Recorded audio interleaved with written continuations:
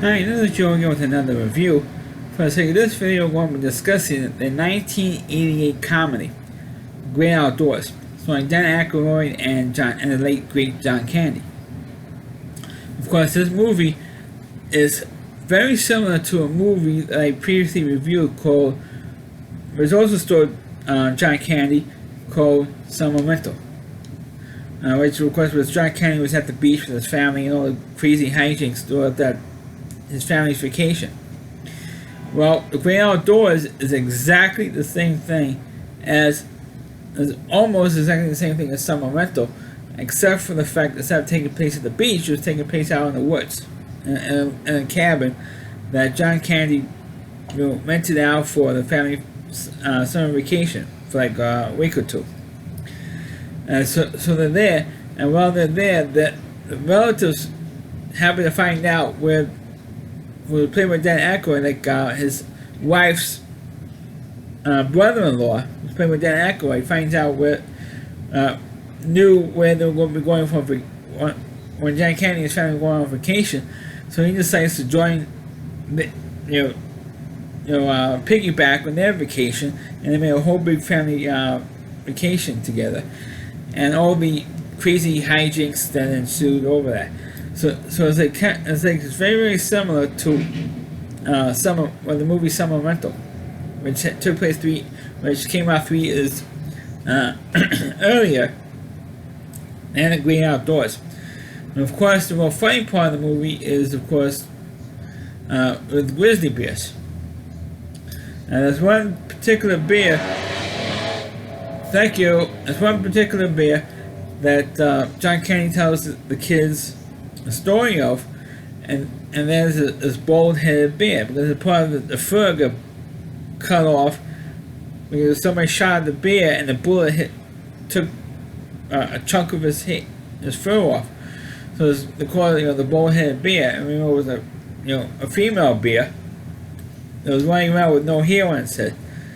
Well, towards the end of the movie, and I know I'm skipping a whole bunch of stuff, but it's not really much to say about this movie, except because the bit with the bear. The Dan Aykroyd's 2 kids, he has twin girls. They got lost in their mind, so Dan Aykroyd and John Candy both go and rescue them. And John Candy comes back with a rope. Well, Dan Aykroyd only got his 2 kids out of the mine already, and John Candy goes back to the mine, thinking they're still trapped in there. So he has the rope, and instead of pulling Dan Aykroyd and his 2 daughters out, he pulls the bull-headed bear out, and it goes, holy crap! It's a bull-headed bear. So he takes over running. The bear starts chasing him, and somebody who owns the cabins where John Candy rented out for the summer shoots the bear in the butt. And so now the bear is bald at both ends of his body, the head and the rear end, and the bear runs off and scampers away, and that's the end of the movie. And of course, what happens is, of course, there's that one particular plot point with Dan Aykroyd, who wants to hit John Candy for money because he lost his job and he's broke. That's why he's piggyback on his vacation.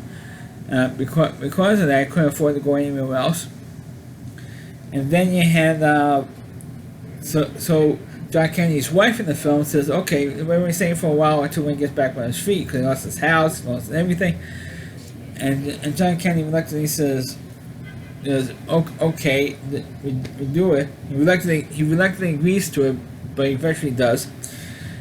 And of course, also one running gag in this movie is the raccoons, who always go through the trash in the cabin.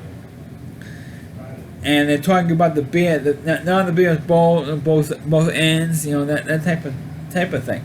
But like I said, this movie is, to me, is very, very similar to, like I said at the top of the review, it's very similar to the movie Summer Rental, except that this time, in this movie, John Candy actually has someone to bounce his comedy off of, and that was Dan Aykroyd. He was very good in comedies, as we know.